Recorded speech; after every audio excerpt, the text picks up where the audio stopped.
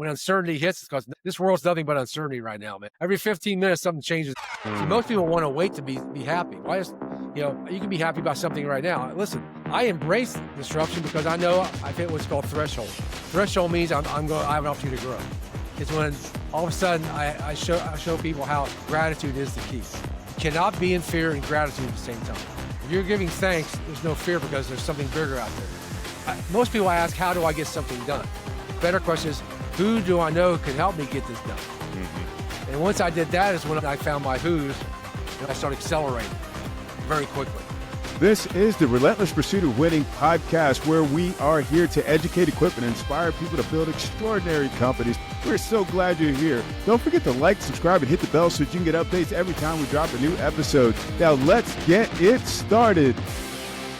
Hey folks, welcome to another episode of the Relentless Pursuit of Winning podcast. My name is Rick Meekins. I'm going to be your host today. And in our studio, we have Dave Sanderson. How are you, sir? Rick, I'm outstanding. How are you today? I'm doing absolutely fantastic myself. Thank you for asking. Well, it's always unbelievable, right? It's an unbelievable day. There you go. There you go. Folks, this is going to be an amazing show. So hold on to the edge of your seats. You're in for something special here. So, but by the way, do me a favor. If you haven't done it already, please make sure you like, subscribe, hit the bell so you get updates every time we drop a new episode.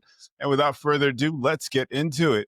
Dave, would you do us the honor of introducing yourself, telling us who you are, what you do, and why you do what you do? Well, thank you. I'm very honored and humbled to be here. So here's a quick synopsis. I had 37 years in sales and sales management, organizations like ADP, Oracle, KPMG for many years. But then one day in January 15th of 2009, that suddenly sort of gave me a different direction when I survived what's now known as the plane crash, known as the Miracle on the Hudson. I was the last passenger off of that plane, which was not wasn't my goal for that day. My goal was to get home early to my wife and kids. God has funny ways of putting things in front of you when he puts things in front of you to be able to handle things. I was that changed the direction of my life. So now I've had the opportunity to go around the world. I speak. I've written 3 books and co-authored 1 book. I publish my own magazine right now, so I get other people's moment stories out. I love sharing other people's stories because I think everybody's got a story. I think everybody's got that moment. That's the moment in their life that something happened. I want to get those messages out to people. So I publish a magazine, and and like you and I were talking about earlier today, I'm hosting an event here in Charlotte. So we're very blessed to be able to do these kinds of things and be able to impact people around the world. Wow, that's amazing. That's amazing. It was interesting when you first told me the story about this. I didn't think about it from the perspective of like a God moment. It's like, your life changed and like God was just like, hey, let's go this direction. You had trauma. At what point did you realize, hey, this is God talking to me. This is God pointing me in a different. Did you hear the Jersey accent come out there? Yeah, I got God it. Talking to me. I actually understood it too. I was ready to jump in there right quick. No, listen, I think the first moment was the week after when I did my first speaking engagement. And a long story short, my church asked me to speak at the men's breakfast. And, I felt not only compelled because it's your church, but it's a place where, your life was saved, and I felt like giving back. But long story short, about 400 or 500 people showed up at a men's breakfast, and they ran out of pancakes. So I thought I had a bunch of angry Methodists on my hands, man. I didn't know what I was doing. I had no clue. But what happened after I got done speaking, there was this elderly lady in the back of a room who just sort of looked at me and caught my eye and walked up and grabbed my left arm really tight. And, this is a week after a plane crash. And I was also just a little bit sensitive, right? There's a lot of things coming at you. And also people are grabbing you, right? You don't know what's going to happen these days. But she looked me in the eye and said, I was questioning there was a God. And I don't believe in miracles, but you are physical evidence there is a God. And that's the really first moment I realized that maybe the big guy put me in this position for a reason. Yeah. And the question is, what are you going to do with it? And I just had to figure that out. Was there anything before, like, did you have like any feelings before the crash that made you think that God was trying to get in touch with you? No, it's interesting. I done a lot of interviews. One of the interviews I said, focus then was really the mission of making money. Yeah. Because, I tell people, I was modeling my dad, and, I never realized that till a little later, but, I don't know about your dad, but my dad grew up in a depression where basically you just had to scrape to do anything you could, right? Yeah. And so his model of the world was dads go to work, moms raise kids. Now, my kids think grandpa may have been too old fashioned. But I said, but you got to remember, that's how he grew up, right? That's how he grew up. So you can't judge people on how they grew up. Yeah. So I sort of modeled that, right? Until this happened, I realized I tell people, part when I speak, one of the last things I thought about is before that plane actually got into the river was I just spent enough time with my family. I was so focused on, trying to make sure they had a life. And that was probably the biggest revelation I had at that moment in time is, man, and maybe that was one of the first messages that the big guy was trying to tell me. He's like, hey, get your priorities straight. Yeah, it's weird because that I mean that's the comment. It's like nobody ever put it on their tombstone, and I wish I had worked harder or blah blah blah. Yeah. That's remarkable. That's Yeah. remarkable. Can you talk a little bit about that experience? With the plane crash. Yeah, it's like I said, no big thing. Takeoff was normal, right? It was delayed, but that's no big deal coming out of LaGuardia. About 60 seconds, you hear an explosion, and you're in New York. You hear an explosion on a plane. So, but I looked out the window and I saw fire coming out from underneath the left wing. So I said, okay, the plane just lost an engine. It's not like it's something other things are happening, right? But no one knew at that moment what happened where I was on the left side of the plane. I was in seat 15A. That's 4 rows behind that left wing. Also up on the right side of the plane. Mm-hmm. And that's why I knocked all the engines out. And that's why I give all the credit to the captain and first officer getting that plane down, because they had to do some amazing aviation skills to be able to get that thing not only over the George Washington Bridge, but into the river in one piece. But I said that's part one. And people think that's the big story. That's not the big story. That's part of the story. The other part of the story is now you're in a plane in a river, 36-degree water, sinking. And you got to get 155 people out who just went through a plane crash. Yeah. That's part two. And part two is really about leadership and how a team can come together very quickly. Right. And it's all based on one thing. And this is one of the things I talk about and teach is, it's the mission. And I don't know if you've seen the movie Sully, but the mission of that day was actually revealed in the movie, but a lot of people missed it. And the mission of that day was no one dies today. And that was said by one of the ferry captains in the movie. And it was exactly right. That we were all in this thing together. I tell you, it doesn't matter if you're black, white, purple, the CEO or low. When something like this happens, everybody just pulls together, right? Yeah. I think it's a model for I wish this country would get to, is where everybody just, listen, this is check everything else, check everything at the door. Let's focus on the bigger things. Yeah. So we got plane takes off. You have a bird incident. Pilots do amazing work. Get the plane down in the river. What are you thinking at this point? Yeah.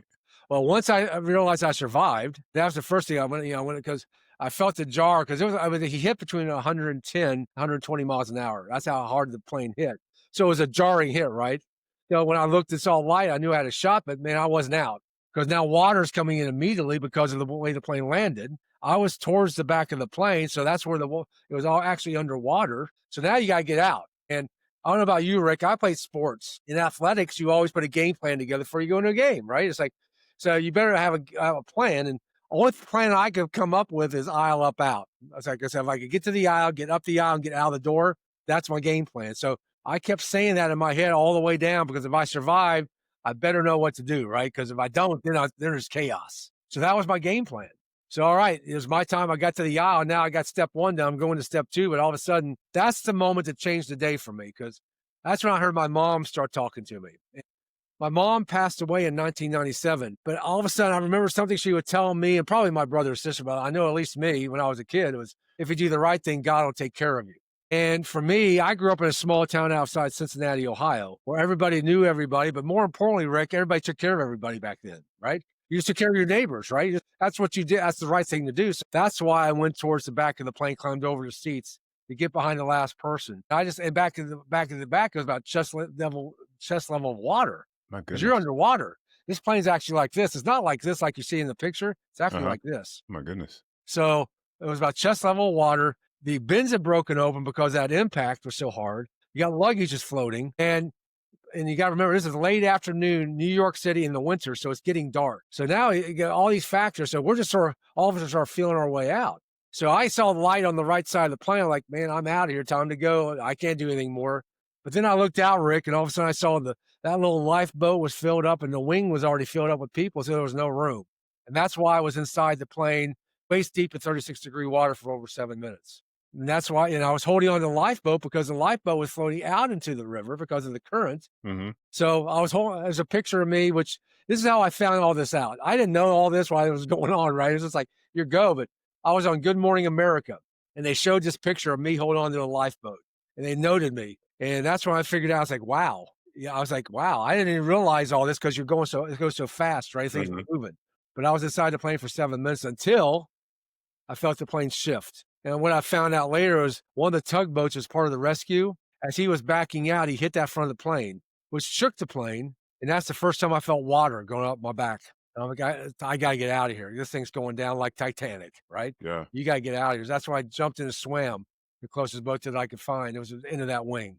And that's how I got off the plane. Wow. Wow. And I went, and if you saw how the plane's situated, and you're from New Jersey, so you'll understand this, but sometimes when people are not from that area, they don't understand how the geography is. But the river separates New York City and New Jersey. And the plane was actually situated where the left side of the plane was facing towards Manhattan. The right side of the plane was facing towards Jersey City. I went out to right. That's how I ended up in New Jersey. And that night I was in the hospital for over five because I had hypothermia. It took them 5 hours to warm my body up. That's how cold my body was. It was just everything was shutting down to reserve energy. So it took him 5 hours to warm my body up. I was one of two people stayed the night in the hospital. And you were saying before that your mom came to you and kind of said, do the right thing. You actually went back and helped That's other right. people off the plane, right? I did. I went towards the back. I climbed over the seats to get to the back of the plane just because I knew I was okay, right? I was okay, but you don't know what's going on in the back of the plane because that's where it took the brunt of the hit. You don't know if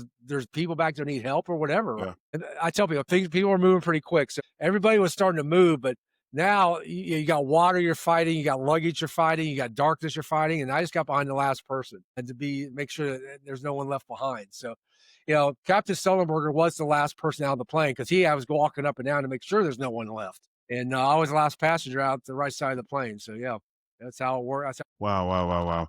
That's amazing. That's amazing. I mean, it's like you read these stories, and you look at it from, a Christian perspective, the perspective of a believer, and you're kind of like, okay, God is doing something here. God is doing something here. But it's hard, right? Yep. I Yep. mean, you went through some time, just getting back to a place where you could, I don't know, have some normalcy. Well, I mean, what was that Yeah. like? What was Well, that journey that like? took some time. It's normalcy once you go through all this because now you're dealing not only with your own personal situation, you got your family situation, your company's asking you to go back to work the next week, all right? And you got media that's coming at you all the time, right? So all these things are hitting you, right? And no one coaches you on how to handle this, right? But I was blessed because during this time period, not only was I working for a company by the name of Oracle, I was also head of security for a guy by the name of Tony Robbins. And Tony's the only one that called me that night in the hospital. And Tony and I had about a 3-hour conversation about a week after this, about 10 days after this or so.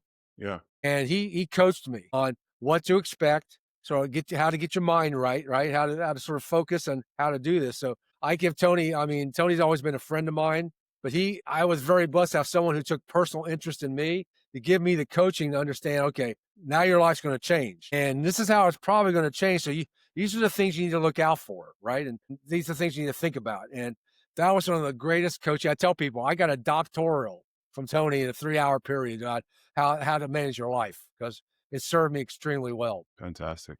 Did you ever do any of like Tony's like my I was head of security for over 10 years, so I went to every event. I was with him. So yeah, I was involved in every aspect of what Tony was doing with his work. did any of that help you with like with getting through the situation and recovering? Almost definitely. I tell people on the plane that day, the skill that I employed came from what I learned from Tony. And, and one of the first things, if you ever go to one of his events, have you ever been to one of his events? I haven't, no. So one of the first things he teaches is how to manage your mind, right? Yeah. Because people who come to his events usually are having a challenge somewhere in their lives, right?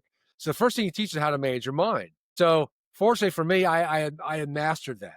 And there's 3 ways to do it: through your physiology, the words you say to yourself, and how what you focus on. So I just employed that so I can manage my mind. Mhm. Because if I lost my head, other people would probably lose their heads too. So the biggest skill that I used on the plane that day was how to manage my mindset while all stuff's breaking loose around you.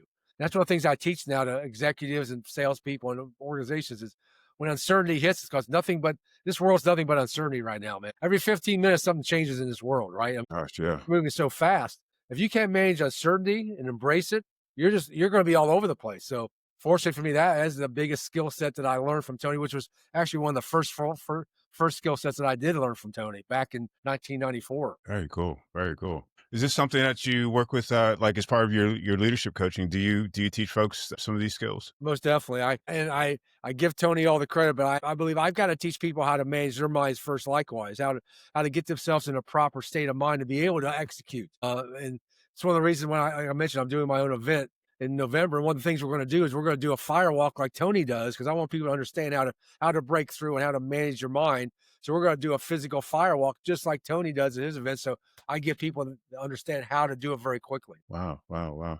Yeah, that was one of the things that I was really concerned about, during COVID. When COVID hit, everything changed. And I'm looking at entrepreneurs and it's like, hey guys, we started businesses from nothing, a lot of times. And, we're building, we need to be able to just regroup and keep going. There was just so much fear that was happening that I think that knowing how to manage themselves would have been really beneficial. What does that look like? When you're making that kind of that shift from I'm in control, okay, everything's out of control and I'm losing my mind. Yeah, thank you for asking that, because I think COVID was a great test model for showing people. And the people who succeed are the ones who figured this out, right? Who were able to manage their minds and to use one of these three strategies. And I use them all. I mean, the people who understand use them all, because you never know what kind of situation you're in. So give you an example on the plane. Mhm. I'll just use the plane because I'll use the captain and myself. Two people on the plane, right? He's going through what he's going through. He's got to figure out how to get this thing down, right? And he's got to manage his mind, Mhm. because all stuff's breaking loose in his life too, right? Because if he doesn't do this right, he's losing 155 people. So he couldn't move around physiology, right? He really didn't have time to ask him a lot of questions because he had to figure out the strategy, which he did in a matter of 30 seconds. What he had to use, how he managed his mind was trying to focus. Mhm. He had to focus on one thing. And all he did is, how do I get this plane down in one piece, right? Right. But he used how he managed his mind was the power of focus. And that's actually the strongest way to manage your mind is through focus. Mhm. Me, I use something else. I couldn't get up and move around and use my body either, right? But I use what's called the internal dialogue. I started asking myself different questions, like, if I survive, how am I going to do this? So I put myself in a frame of mind to manage my mind. Mhm. So I was putting my positive focus, like, if I survive this, how am I going to do it? I got to have a strategy. So I was saying things using internal dialogue. Yeah. See, the fastest way to change the way you state is how you move your body, because you see athletes. Uh-huh. I love athletics, right? You see people go up to take a bat, right? And you'll see they'll do a routine every time, right? Bryce Harper always hits the plate at least once, right? Before Mhm. he gets up there. That's his way of physiology to get himself in state, right? Athletes primarily do it through physiology because that's what they're taught, Right. right? People like you and me in business and life, yeah, we use it like when we do maybe athletic events, right? But we got to do it a different way, because you and I go into meetings and you got to be ready to rock, right? People are expecting you to deliver, just like on this we're doing now. They're expecting you, Rick, to deliver on this. So Mhm. you got to be in top state of mind. And the way you probably did it today is probably through focus. Okay, this is what I'm going to focus on to get this done today. You probably use focus, I do. right? I use focus, but today, get ready to have this conversation, I was looking at the notes you sent me. So I was using internal dialogue. Where's Rick going to go with this? What do I have to do? How do I prepare? So I was asking myself questions, right? So you and I had to do the same thing to get on here. We probably use two different strategies, but Mhm. those are the three strategies on how to do it. Wow, wow, that's cool. That's smart. That's smart. That's smart. Wow. So when you're working with leaders, what is I guess how do we work folks through that process? Yeah, it's interesting when I work with leaders. It really comes down to a couple of different things. Either they really want to grow, right, or they're Mhm. coming through a problem, right. Yeah. So the growth is pretty easy, because when I've been able to develop over the last several years, I used this in business for many years. But Rick, I didn't name it or do anything because I was just doing it, right. I was Uh-huh. successful doing it. So I really put together a model or framework on how to scale, how I scaled my sales business, and just applied it, right. Just applied it to Right. what I teach now to the leaders. It's called frame, floor, focus. And it's nothing ingenious. All I did is take everything I learned all these years, just put it together, right? But that, for me, what I find is leaders and people, if I can give them a framework, like either an equation or something, they can understand this Yeah. plus this equals this, right? So I can I can just simplify, because the biggest thing you and I can do to help somebody is simplify what you're trying to accomplish. Yeah, definitely. Most of us make it too complex. I've done this many times. The way I've been able to grow is simplify. So that's really one of the first things I really do. But the first thing I do with leaders is I want to find out what I call this distinct advantage. What that is, what they're most gifted at and what they're most passionate about. Mm. When those two things intersect, and I call that their pitch, or the point in time that changes everything. Because once you find out what you're most gifted at and most passionate about, you're unstoppable. You can do anything, because that's what motivates you. I'll give you an example. I was speaking in Richmond last week, Richmond, Virginia, and I talked about this. And I was going around the room. And I asked a lady. I said, she goes, "Well, I don't have anything I'm especially passionate about or gifted at." I'm like, "What do you like doing when you're not working?" "I love to garden." I said, she goes, "Because I have joy when I do." I said, "Well, that's it." Your distinct advantage is when you're gardening, you not only have joy, what you're most passionate about, but you're gifted at it because you do it really well. Why don't you look at doing something not only for business to make money, put all your energy into that and watch what happens. Because all your energy will go that, your focus will go there, and you'll be able to do something you never thought. That's the first thing I do with leaders, and then I start helping build the framework on how to do this. That's interesting. I mean, it sounds like a way to get people to completely shift. I mean, just out of, potentially even out of leadership. Yeah. It's like I had my company and we were up to about 30 people and we're, grinding away. And I discovered that I don't like running companies. Yeah. I like consulting, coaching, mentoring, all that good stuff, but I don't like running companies. And so I pivoted, it's just like I closed 3 of the companies and, we're just doing the thing. And the thing about it is that it's extraordinarily disruptive, Yes, it is. and I mean, that said, how do you get people, and it's not just disruptive. I mean, it's discouraging because nothing happens like this. You know what I'm saying? So how do you get people in that mindset? It's like, okay, we made the shift and you did the same thing.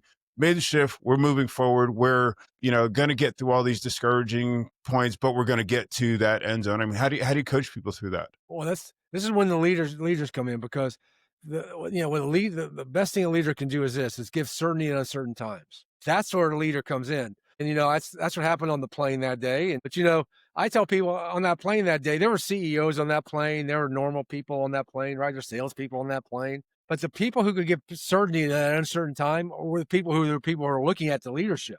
And some of them wasn't CEOs, right? There were people who could give that certainty. So the first thing I do is give our disruption. When you have disruption, is give people certainty. That, okay, you know what? We faced other things before. All right. This is just another challenge. And it's the way you phrase your words, right? Yeah. Most people say we got a problem. It's like, it's how so your phraseology is reframing the meaning. And that's what I did in my TED Talk, Rick, is in a way I show people how to grow out of a traumatic event is first I help them change the meaning of it. All right. Because the meaning you attach to something produces your emotion, and the emotion is where your life is. So that's simple. So whatever meaning you attach to the emotion you're going to be in. One moment you may be ecstatic because things are just flowing your way. Next moment, man, I'm at the pits. So whatever that meaning is, emotion. Now you got to reframe meanings. So the way to do this when people go through disruption is, what is the meaning of disruption? It's I'm going to have an opportunity to grow, right? Oh, I don't feel it. Well, yeah, because feeling it. There's audio. There's five senses, right? Visual, auditory, kinesthetic, olfactory, and gustatory, right? There's 5 senses that you have. So this sense you're having right now is kinesthetic. What we got to do is reframe that, right? We got to reframe. All right, you may not feel it right now, but if you could have success, how would it feel to you then? Well, if I could do this, this, and this, right? So now, why don't we just do it now? Why wait? See, most people want to wait to be happy. Why is you can be happy about something right now. Listen, I embrace disruption because I know I've hit what's called threshold. Threshold means I have an opportunity to grow. That's all that means. I've hit that moment where I can't handle it anymore. All that means is God's giving you the opportunity. Now it's your opportunity to grow, right? It's the way you frame it in your mind, right? Which comes back to what we talked about initially, your internal dialogue. Yeah. People get so messed up with their internal dialogues, right? I mean, people tell me all the time, I can't ever get across the finish line, right? I'm at the far 5-yard line. I never do this. And it's because the meaning they attach to the dialogue that they're using. So then you ask a different question. If you could, how would you? Well, I can't. I know you can't, but if you could, how would you? Well, if I could, I'd do this, this, and this. Well, why don't we just focus on how to do this, this, and this then? And then you look at somebody like a Tom Brady, right, who's been at the top success in his world. How did he do it? He put the reps in. He's very candid about it. He just put reps in. He put more reps than anybody else, right? Yeah. That's what he did. And I think it's a great strategy, right? Sometimes you just got to put your reps in. People want success like you and I have right now immediately, right? But we've put the reps in. They haven't. Yeah. See, I think I tell people I think the smartest generations are the millennials and Gen Xers, the Zers. They're smarter than you and me put together. But what they don't have is one thing that you and I have. What's that? And they would die for it, but they don't even know how to go for it. Is wisdom. Is how can they apply that knowledge, right? They have the knowledge, they don't know how to apply it. So it's up to you and me to be able to mentor these younger folks to show them how they can apply the knowledge to be able to get what they want, not what they need. Oh yeah, yeah, yeah, definitely, definitely. So you're a big fan of mentorship programs? The last thing I in up every one of the talks I do is talk about mentorship because I was blessed to have a mentor come into my life in 1983 when I didn't even know what a mentor was. And then 14 years later, he left his legacy with me and made me promise, you don't let this die with me on his deathbed. And so I basically, the reason I'm doing, why we're having this conversation is this is part of my mission now of fulfilling the promise I made to Bill, my mentor, taking everything that he taught me and all these, Tony have taught me all this with the next generations with people. This is why I'm here. This is why we're having this conversation right now. Wow, that's amazing. That's amazing. So what does mentorship look like to you for these younger generations? Yeah, people say it's the same as coaching. Coaching is no, it's totally different. Coaching is if you and I are in a coaching relationship, I'm going to get Rick his outcome. That's we're going to put the strategy together, get the outcome. Mentorship is leaving that wisdom and those lessons, and it's not structured. Hmm. I mean, my mentor came to me in 1983 when I was a second assistant restaurant manager at a place called Howard Johnson here in Charlotte. I remember that place. And he was 77 years old at that point. He owned, and I found out after a couple months of conversations, he owned 80 movie theaters and restaurants in the Carolinas since the 20s. And he was a multimillionaire. And he was on his, he already sold everything. He was successful, right? But what he was looking for is where could he leave his legacy? Mm. So for 13 years, when I would have a question, a challenge, or needed help, I'd give him a call and we'd sit down. He would tell me a story on how he did face the same thing, but taught me a lesson. So my second book's called From Turmoil to Triumph, where I share this, the lessons he taught me just through these conversations. Hmm. And then, because sometimes, and one of the big ones is about faith. And, we had just lost a child and I was going through a little challenge and my wife and I were going through some challenges, right? And he called me to his office and he told me this story, long story short, he had a son, when he was back in his 20s, right? His son, after World War II, was 18 years old. And back then, you did your duty. Hmm. It wasn't optional, right? You're signing up for the Army. Right. Now we're in peacetime. And so everything is good until the Korean War breaks out. And his son gets called up. And his son gets killed in the Korean War. And he felt guilty because he had the means to get him out. I mean, he could have done some things to get his son stateside, but he did because his belief system was everybody's got to do their duty. Yeah. But she said, but the same God, it's with my son, it's with your son right now. And there was a reason behind it, and you will never understand the reason. Just like I don't understand why my son was taken. Yeah. But you got to understand this is not your plan. And that's faith, right? Yeah. You got to believe in something that's not seen, right? Yeah. So when he taught me that, it helped me not only get over that, but it's helped other people. It's like, yeah, I mean, I faced a plane crash, but I've worked with people who've have people lose to cancer and other things like that. And, they don't understand why. It's like, it's because it's not your plan. Right. It's not your plan, right? It's somebody else, it's the bigger guy's plan. So there's a reason, a purpose that person was put in your life. This goes to the other side of the equation, gratitude, right? I like that. So, once because you can't be in any fear or in the hateful world if you have gratitude. So people say, well, what is gratitude? Well, gratitude is giving thanks to something bigger than ourselves, whatever you call it. You may call it God, Jehovah. I don't care what you call it, right? But, my belief system has taught me is the more gratitude you give, the more grace that you're given. The more grace that you're given is a better opportunity to serve other people. And that's just my belief. You don't have to believe anything I believe, right? But if I live this way, Rick, which I try to live every day, I'm not perfect. If I live that way every day with gratitude, which I get grace, God's given me these opportunities. Just think if you do the same thing. How many opportunities may be opened up in your life that you never even thought about? You and I would never met each other without all this coming together like this. Never. True. 100%. Well, what would you recommend to someone that perhaps you were mentoring that, is that strategic? I've got this, and going through something perhaps not as traumatic as a plane crash, but, going through something and then getting them to put their faith and trust in God and just saying, hey, this is God's plan. I mean, how do you coach someone from one side? I hate to say it like this, but from one side to the other? Well, I'm not saying I'm great or anything, but, one of the things I believe is that everybody in this world is going to go through what I call their own personal plane crash. Mm-hmm. Something's going to happen, right? It may not be a literal plane crash like mine. They may have cancer. They may have had a car wreck.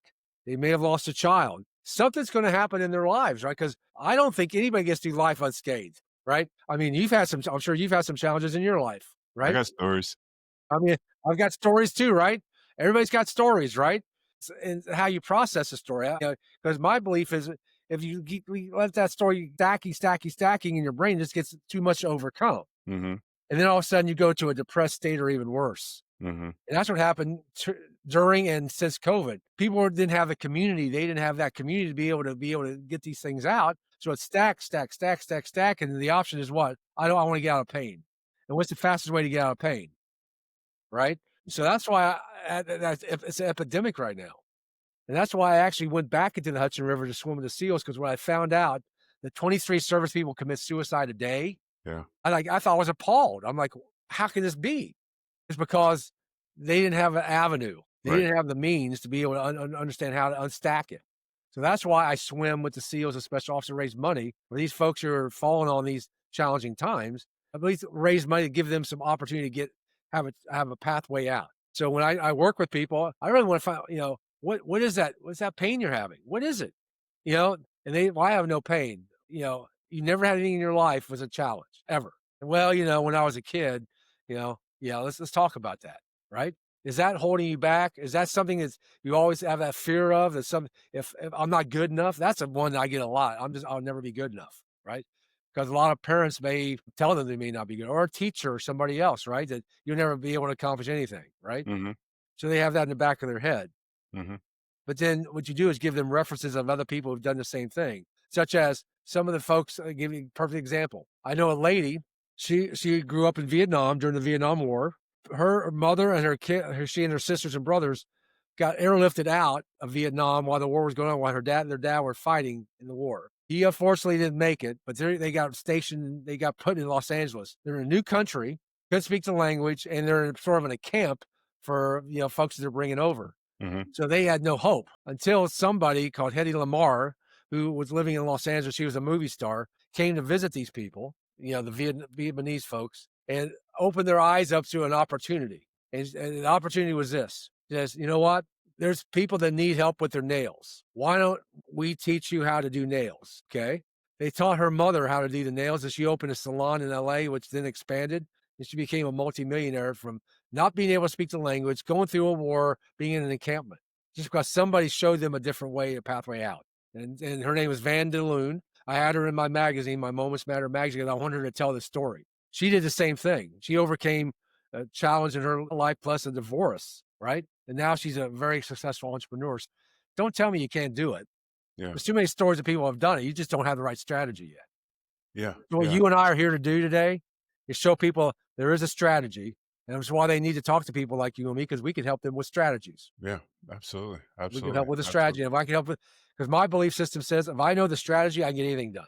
I just got to figure out the strategy. Right. And that's what my event's about. I figured out the strategy. Now I'm going to share the strategy on how to scale. That's all I'm going to do. Share the strategies. Do you want to talk about the Yeah, I wasn't even planning on doing an event. My team was like, Dave, why don't you do your own event? Because you're talking to people all over the world, and that's great. But why don't you bring people together for a couple of days and just really go immersion to teach them how they can scale not only their business but more personally their lives. So I'm doing this event in Charlotte, starting on the 12th of November through the 15th. I'm bringing some world-class speakers in to support the event along with myself. But this is why it's called Scale to Success, is because there is a strategy on how to do it. And all I've done is been able to figure out a strategy on it. There's a lot of different strategies, but for the first time, I'm actually going to teach a strategy because I've been able to do it what Tony Robbins calls compressing decades into days, where it usually takes somebody maybe 3 to 5 or 10 years to get something done. I've been able to do it in 100 days. Wow. And I'll show the model by using what I did going back into the Hudson River. I had 100 days and I couldn't even swim up 25 yards to swing 3.1 miles with the Navy SEALs, the elite Navy SEALs across this Hudson River. And all I did is use the same strategy. Mm-hmm. So a 100-day strategy on how to get an outcome. So that's what we're going to teach. And I'm really excited about the event. What's the kind of the... Yeah, I there's really about 5 different steps that I teach. I mean, there's much more detail behind it, right? Yeah. That I show, but there are five strategies. Number one, You got to understand the mission. Why am I doing this? You got to have a big enough why, Yeah. which I call the unbelievable goal, right? It's got to be so big that you can't even believe it, right? But you understand, why am I doing this? Second is the strategy called finding your who's for your hows. This is where people don't understand how to do it. Is what I call who's for your hows, and I learned this from a gentleman named Dan Sullivan. And this is how I accelerated so quickly. Most people ask, how do I get something done? I did it for years. Better question is, who do I know can help me get this done? Mm-hmm. And once I did that is when all of a sudden I found my who's for my hows, and all of a sudden I started accelerating very quickly. So that's step number 2. Step number 3 is you got to take massive action. Everybody takes action on something, but are you willing to burn the boats? Are you willing to push all the poker chips in the middle, right? And are you willing to do that? Most people aren't willing because they're risk averse, Mm-hmm. right? If you want to scale and get your big outcome, you got to go all in. You got to take massive action. 4th step is where it all comes together. It's called focused execution. It's that what we're talking about. Like I told you, when we were going down the plane, Mm-hmm. I got to have my own plan. I call it, you got to create your own flight plan. And so I show people how to create that flight plan, right? On how to do it. Those steps. This is when the strategy comes in. But step number 5 is something you and I just spoke about a few minutes ago. This is one that I left off for so many years, and I grew and I did okay, Rick. I did all right, right? I mean, we make all right. But it's when I put step number 5 in, is when it started exploding. It's when all of a sudden I show people how gratitude is the key. How giving thanks, because you cannot be in fear and gratitude at the same time. If you're giving thanks, there's no fear because there's something bigger out there. People who have fear don't have any gratitude. They don't see the bigger thing. They don't believe in you can believe whatever you want. That's what's the great thing about this country, is you can believe whatever you want, right? But those are the 5 major steps that I teach, and how I show that through an experience, and then I show people step by step on how to do each one of those. And that's the scaling part. Very cool. Very cool. So they're going to go home well equipped. I love it. I love it. I love it. And you said you're doing some next year. I'm doing 4 events next year, and we've got one confirmed right now in a beautiful Kona, Hawaii, at the Mauna Lani Resort from May 15th through 17th. Go do the same thing. But we're going to do it in Hawaii because, you know what? Number 1, my wife wants to go to Hawaii. Number 1. But second, I want to put people in an environment that is also fulfilling, right? I don't think there's a better place in the country than Hawaii. You can take people so far away. So they're 6 time zones away. Yeah, people are in bed by the time you and I are doing something. So you know what? This is get people so immersed, and that's how you do immersion. And be very candid, I learned that from Tony, because Tony always would do his big events in Hawaii, so people who could be so far away, all they could do is this, to be immersed into it. So I'm just modeling what he taught me. Okay, brilliant. I love it. I love it. I love it. And you have a couple of books. You want to talk about those real quick? Yeah, I'm very blessed. I got 3 books I've written myself. First one's called Moments Matter, and that's about the experience, but really the 12 skill sets that I had to use that day to be able to survive, because it wasn't just one skill set. One of the skills we already talked about, state management, how to manage your mind. But there's some other, like how to manage your risk when you're going through something like this, right? Or how to you have faith. We talked about faith. So the 12 skills, that's Moments Matter. That's my book that I love it because it was my first book. But my second book, Go From Turmoil to Triumph. So for the first time, I actually went backwards to show people how I got to the point to be able to learn this. And comes when I just spoke about with my mentor, Bill. I shared that these 12, basically lessons he taught me from 1983 to 1997 that helped me be able to mold what I was able to do that day. So sort of like Star Wars. You start at Star Wars and you go backwards on how they got Star Wars. And then a third book's called The Limitless Life. What did I learn out of that experience that I can now teach people? That's how to have a limitless life. How you live a life that you, and I call it the 4 freedoms: freedom of time, money, mission, and relationships. Because I think everybody in this world wants those 4 things, right? They want to be free, right? They want to have these freedoms. But like most people, they're either working for a company or something that they don't control their time, or they don't control enough money, or they don't control whose mission to work for, or they don't control who they work with. So this is what this book's really about. This is what the premise of what we're going to do in Charlotte in my event is: show people how do you get these freedoms by scaling. And it's, once I learned the strategy on how to do that, Rick, because I realized the day after the plane crash is when my life actually changed. It wasn't the plane crash. It was when I realized that my company wanted me to go to Michigan the next week, and I didn't have freedom of time. I didn't have freedom of money because I was controlled by the money. I didn't have freedom of mission. I was working my company's mission. And I didn't have freedom of relationship because my manager didn't even care about me. All he cared about was me making quota. So I had to figure out how to get out. And so Those are the 4 freedoms. I realized I don't have freedom of these 4 areas. How do I do it? That's how I start building this. This is what it's all about. How do you get Right. freedom? Brilliant, brilliant, brilliant, brilliant. I love it. I love it.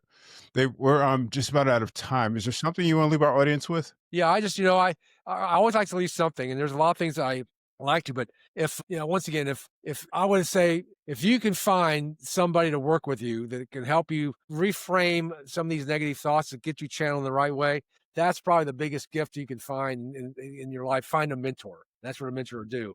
But I'd also like to give this opportunity. If they go to my website at davesandersonspeaks.com, go to the store, you can get a download of my magazine, Moments Matter, for free. I'm giving it out free. And not only do I tell, some of my story, but I also share the moments that matter to very successful people to show you it doesn't matter who you are. You have these seminal moments in your life, and they're there for a reason and a purpose. See, I think all the moments you've had in your life and my life are there for a reason. And one day they're going to serve you. You don't know when it's going to happen. Might happen to be during a plane crash, called the Miracle on the Hudson. Yours might be something else. So I want to share these people's stories. So if you go out to davesandersonspeaks.com, go to where it says store, go to where it says books and magazine, download a copy of the magazine for free, and there's all the different issues. You'll learn how all these moments in your life are there. So you can start putting your head together. It's like, you know what? Yeah, this moment may happen for this reason because it served me at this moment. And there's other moments that are coming up. So that's my gift to everybody. Just get a free copy of the magazine, and every quarter, go back out, you get more moments that matter in your life. Amazing, amazing. I love it. Dave, thank you so much for being on the show. I really appreciate it. Thank you. I'm honored to be with you, Rick, and let me know how I can help and serve your mission. I appreciate that. I appreciate that. Folks, thank you so much for watching or listening to another episode of the Relentless Pursuit of Winning podcast. We'll catch you next time.